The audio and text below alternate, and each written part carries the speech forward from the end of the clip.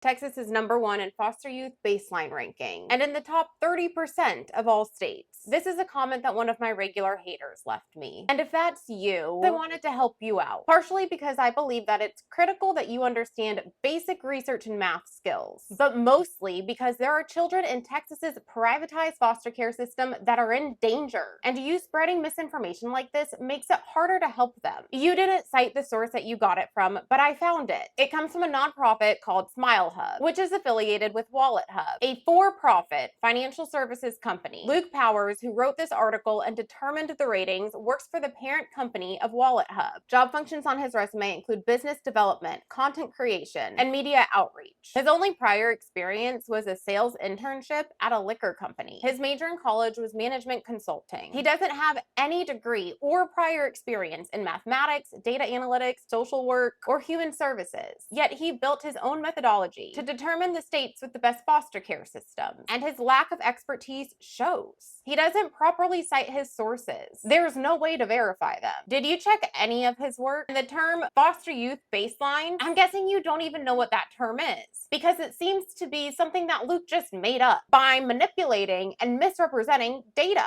For example, one of the highest weighted factors that made it so Texas won this rating is the fact that Texas has fewer children in foster care, which may sound like a good thing. However, in 2021, Texas changed the standard of danger that a child needs to be in order to be removed from the home. Before, substantial risk of harm was enough to remove a child, but now there needs to be an immediate risk of danger. Child Protective Services can go out to a home and find proof of repeated abuse or neglect and still leave the child in the home and not do anything. There are horrific stories of children who died after CPS visited them and found terrible abuse and neglect and didn't remove them because it didn't meet the legal standard of immediate danger. And follow along because I will go over those. But the issue with this ranking is that it doesn't take into account these dead children, the other children who die in the system, the children who are abused, the children who aren't having their basic needs met.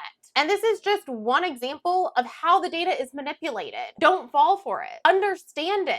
Look at your sources. Go to your sources. Cross-reference them. You need to understand what you are saying and the weight of it if you are going to speak on this. What you cited is content marketing, and you're using it to defend a system that children are dying in. I truly do not care what you say about me. In fact, keep leaving your hate comments. Hopefully it'll help others who think like you see my content and learn something. Smile Hub's ranking may ignore dead kids, but I won't. Follow along because I will be getting more into why the fuck are kids dying in Texas.